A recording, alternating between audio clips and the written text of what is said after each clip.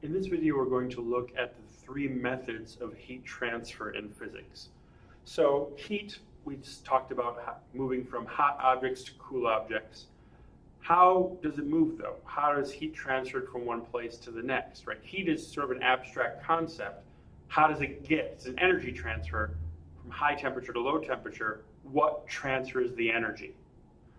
Well, there are three methods of heat transfer in physics. There's conduction, convection, and radiation. You probably learned about those in a middle school science classroom. We'll go through them in a bit more detail here in class. So the first one we'll look at is conduction. Conduction is the movement of heat through a substance by the collision of adjacent molecules. So what ends up happening with conduction is simply, remember the heat a high temperature object is an object where the atoms in that object are moving quite strongly. They have high kinetic energies. A low temperature object, the kinetic energy in that object aren't moving very much. When those two objects are put in contact with one another, the rapidly moving molecules from the hot object or the high temperature object bump into the slow moving molecules of the low temperature object, increasing their speed. Well, if you increase the speed of the low temperature molecules, you increase their average kinetic energy, which increases the temperature. But that's a direct connection. So conduction has to have physical contact. The atoms or molecules have to be able to bump into one another for that transfer to occur. So an example of conduction would be putting your hand on a hot stove or on an ice cube or any type of a surface that is at a different temperature than your hand. Heat will either transfer from your warmer hand to the cooler surface or from the warmer surface to your cooler hand, depending on the temperature of the surface. Contact is essential for conduction. Conduction must bump atom by atom by atom, transfer the heat across an object. This is a fairly slow process, right? You have a bunch of excited atoms in one part bumping into a bunch of less excited atoms, slowly increasing their average kinetic energy. That process takes a while. So conduction is not a terribly efficient means of heat transfer. We still use it, but conduction is not the best. Now, there's an equation for conduction. How quickly heat can transfer via conduction. So here's the heat transferred as a function of time. So heat as a function of time is really power. So what's the power of conduction? How much energy can it transfer through heat from one side to another? And your book uses an example, and I'll use a similar example. So let's look at, say, a pane of glass in your house. And imagine it's winter. So you have some pane of glass. It has some thickness D, right? There's a thick glass, or think of this as a wall in your house, if you will. It has some thickness D. It has some cross-sectional area A, right? Your pane could be, some surface area A, cross-sectional area A. Outside, it's low temperature, Tc, T cold. Inside, it's warmer, T hot. Heat transfers from the hot object, the inside of your house, to the cold object, the outdoors, right? Your house, you don't just heat up your house once and it stays that temperature forever. Heat is lost. It's lost through the walls, the doors, and the windows of our houses. How quickly is it lost? Well, it depends on a couple of different things. How quickly the heat is transferred, how quickly you lose heat, depends upon K. K is what's called the thermal conductivity of the material. Some material is really good at transmitting heat. Other material is very bad. Example is cooking appliances, right? Cast iron or copper or aluminum are all wonderful metals for transferring heat. That's why we use them in our cookware. Wood, not so much, right? Or porcelain, not so much. So some materials are very good at conducting heat. It turns out that those are also materials that are good at conducting electricity. There's a connection there we'll talk about next semester. Glass, not so much, right? You have glass, potware and things like that, ceramic potware, but you don't typically use it on a stove, right, to transfer heat quickly. So thermal conductivity depends on the material.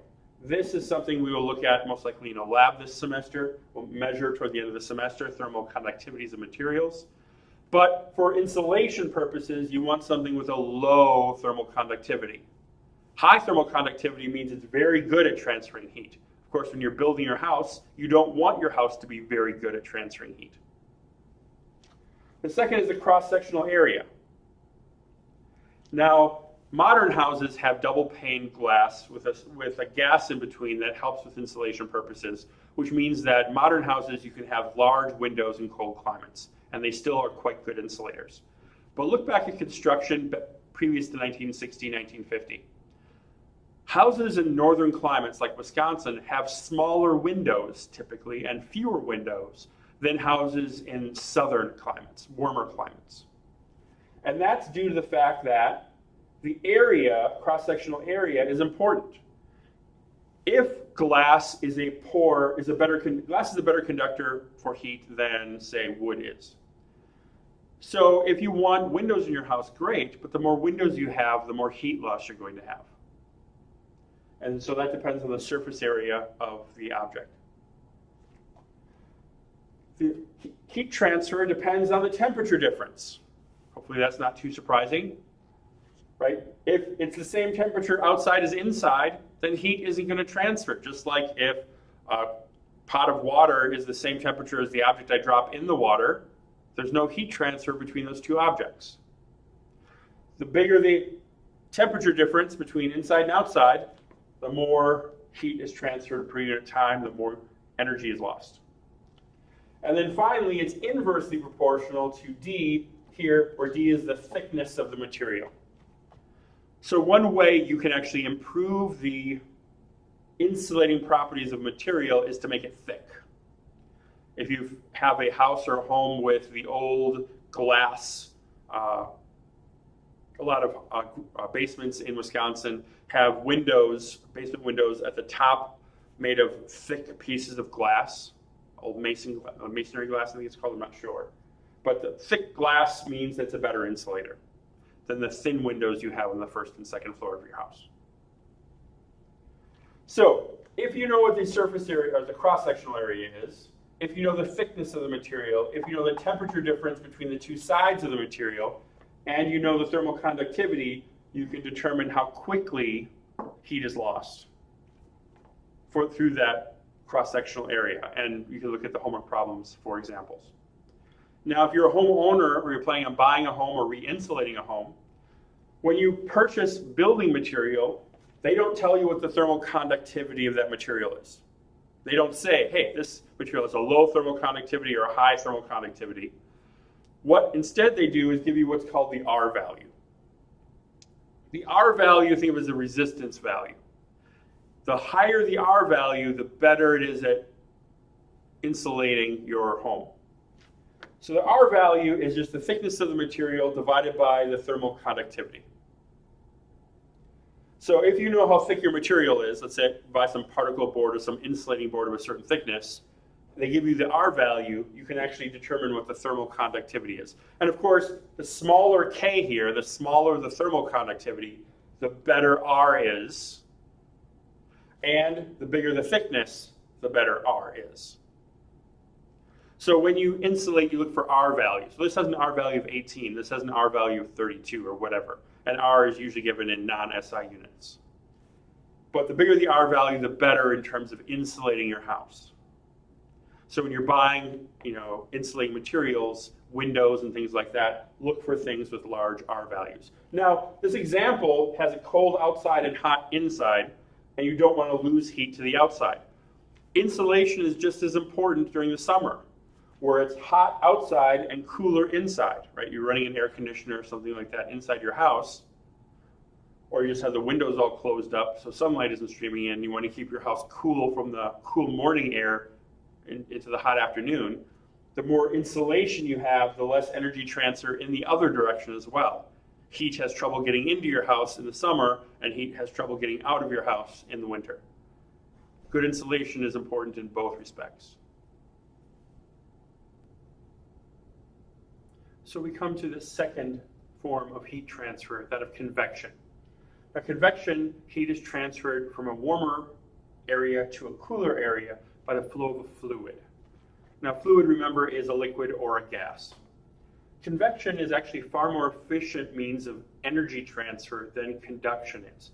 Conduction, you have to have adjacent molecules bumping into each other, and then that molecule bumping in with its neighbor, and then that molecule bumping in with its neighbor, in order for heat to move through a system. With convection, you actually sort of get a flow. So an analogy might be conduction is a bucket brigade trying to put out a fire, where each person hands a bucket of water to the next person down the line. They throw the water out and then hand the bucket back. Whereas convection is a fire truck or some other river bringing water from one location to the other to use immediately. Convection is used in our homes to heat our houses. Warm air rises, cool air descends. This is due to buoyant forces.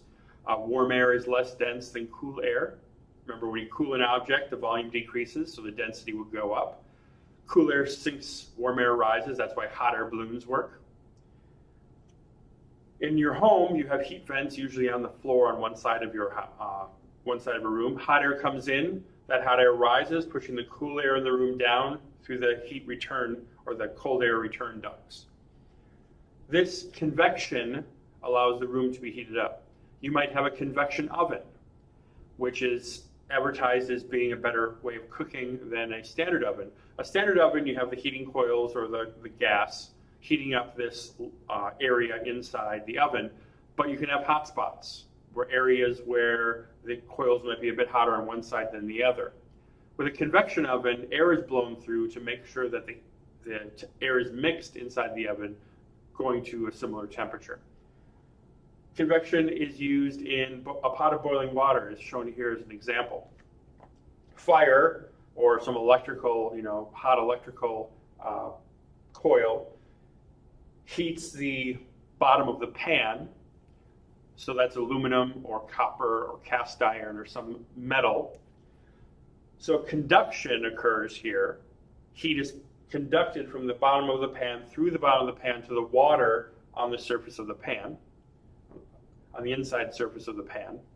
That water is heated through conduction, but the rest of the water gets heated via convection. So the hot water at the bottom that's heated up rises to the top. The cool air descends, the cool water, I should say, descends to be heated by that coil. So it's much quicker to heat that water, keeping that water relatively uniform temperature through convection currents. Convection is used on Earth, right? Dealing with the fact that we have wind and an atmosphere that moves, storm systems and so on. That's convection. The sun heats up Earth's surface, the hot air rises, the cooler air in the atmosphere descends, causing basically these large air currents in our atmosphere. Ocean currents are the same way, through convection. You can have large ocean currents, or the fact that oceans turn over, that oxygen-rich water near the surface descends, allowing oxygen-poor water to rise up, and this allows life at the bottom of the oceans to actually have oxygen to use in this process. So convection is used quite a bit as far as energy transfer. All of you have probably taken advantage of the fact that convection is a quick way of energy transfer, of heat transfer, by using fans in the summer, right? Put a fan on your face in the summer, cool air is delivered to your face more rapidly, helping cool your body. Wind chill, the concept of wind chill is a convection process. So when you stand, imagine you have a freezer. It's enclosed. You can set the temperature to whatever you want. And you set the temperature to minus 40 degrees. If you walk in that freezer and just stand there, just wearing regular clothes, you will lose heat. How much heat depends on, again, the temperature difference between you and the cooler. How quickly the conduction, air, you conduct heat away from your body. But you would definitely die eventually of exposure. But the temperature drop of your body would not be that quick, compared to if you had a breeze going in that cooler. So now you have the same refrigerator system set at minus 40, but now there's airflow, a big fan blowing on you.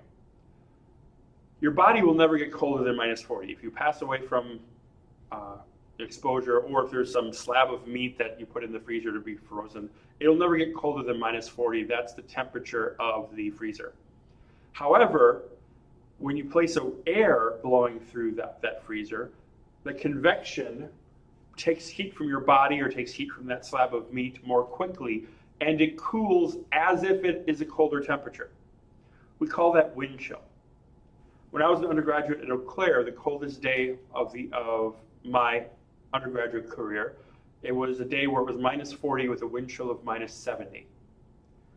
Now that meant that if you stand outside, it's minus 40 out, that's the actual temperature, but your body loses heat as if it's minus 70 because of the wind outside, the convective currents. So this is the concept of wind chill. So convection is a very, very efficient way of delivering heat. In the sun actually churns up like a pot of boiling water. At its center, it has a convective layer. So convection is a very, very efficient means of delivering heat or removing heat, taking heat from one place to another. And now we come to the third and final form of heat transfer, radiation. Now radiation is the energy that all objects above absolute zero emit. So if an object has a temperature above absolute zero, it emits radiation. And by that, I mean electromagnetic radiation or light. You right now are glowing like a giant infrared light bulb. You are not hot enough, temperature-wise, to produce visible light, like an incandescent bulb, or for example, if you've ever used an electric oven, when you turn it up on high, the filament glows a dull red. That glowing is due to the radiation given off at that temperature. The sun produces light because its surface is about 5,800 Kelvin. Hotter stars produce bluer light, cooler stars produce red light. We'll talk about that in a moment. So all objects, you, the floor, the walls of this room I'm standing in, everything above absolute zero emits radiation. This radiation transfers heat from warm objects to cool objects. Imagine the sun, right? The sun is a very hot object. It's transferring its energy through radiation. That radiation, you can feel, especially in the summer, the warmth on your skin, the transfer of that energy. It can burn you from 93 million miles away. That's how much energy the sun is putting out through radiation. Additionally, this method of heat transfer doesn't need a medium to travel through, right? Conduction, you need the adjacent positioning of molecules so they can hit one another to move energy along. Convection is the large-scale flow of fluids to transfer heat, but there's still material there that you need to move. For wind chill, again, it's the wind. For air in your apartment or house, for convective currents moving about in your room. For a pot of boiling water, it's the water itself that's churning. Radiation doesn't need a medium. So if you're floating in the depths of space, you would actually still lose heat, even though there's no molecules around for you to bump in to give that molecule energy via conduction, and there's certainly no convection currents around. You can still lose energy through radiation. Now the equation for the amount of heat you lose as a unit of time, so the power given off by radiation, is equal to, this is the Greek letter sigma. Sigma is a constant called the Steffen-Boltzmann constant, 5.6704 times 10 to the minus 8 watts per meter squared times Kelvin to the fourth. E here, or epsilon, the Greek letter epsilon, that is the emissivity of the object, a value between 0 and 1.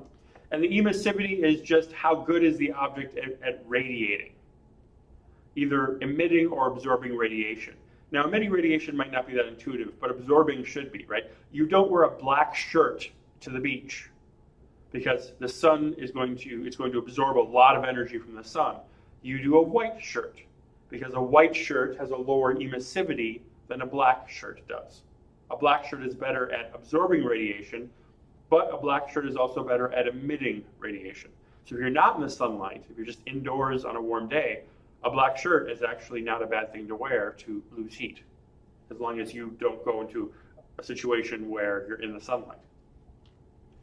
A here is the surface area of the object. That's the total surface area, not a cross-sectional area like we did with conductivity, but the total surface area of an object. So for a sphere, it'd be 4/3 pi r cubed, right? For a cube, it's the area of all 6 sides added together.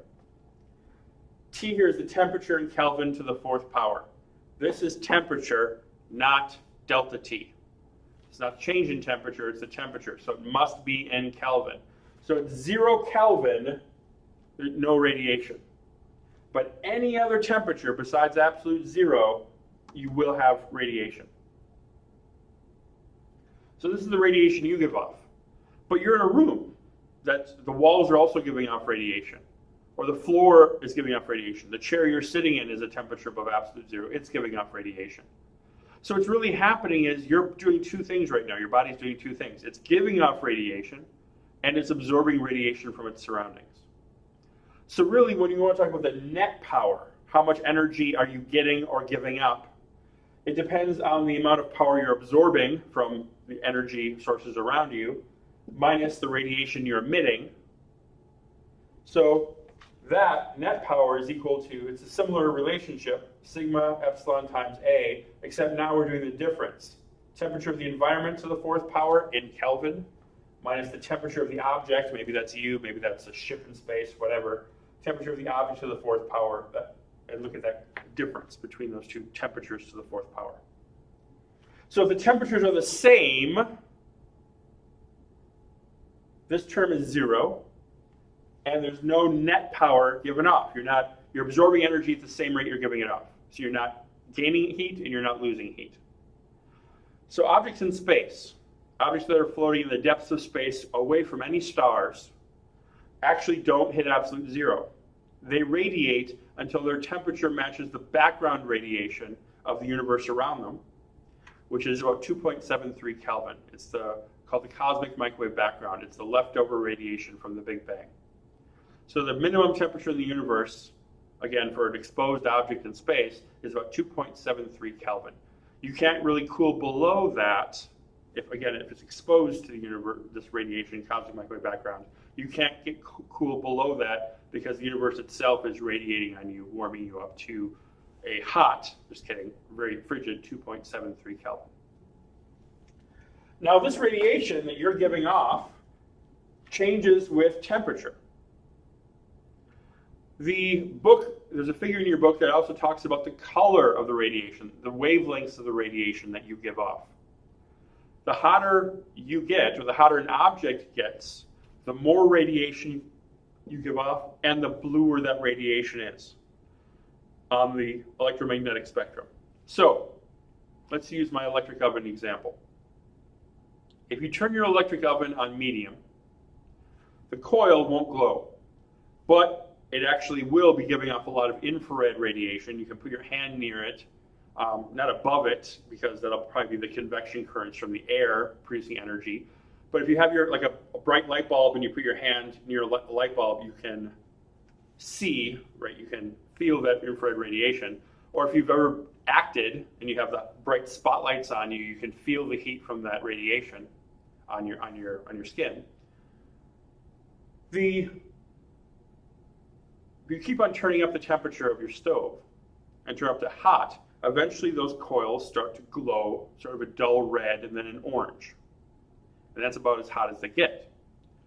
If you could magically keep on turning up the temperature, those coils would start to glow yellow, and then they would get white hot, and then they would actually start to glow blue. And then it moves past the visible spectrum, and they would actually start putting out a lot of ultraviolet light. By then, you'd want to leave the kitchen. So, looking out into space, astronomers actually see stars of all different temperatures. Red stars are very cool stars with surface temperatures of about maybe 3,000 Kelvin. And relative to the temperature of a star, that's pretty cool. Our sun is about a little bit less than 6,000 Kelvin. There are stars out there that are 10, 20, 50,000 Kelvin. Very blue-white stars. So this is radiation. Radiation is given off by all objects above a temperature of absolute zero. So even in the depths of space, right, you would still be giving off heat to your surroundings.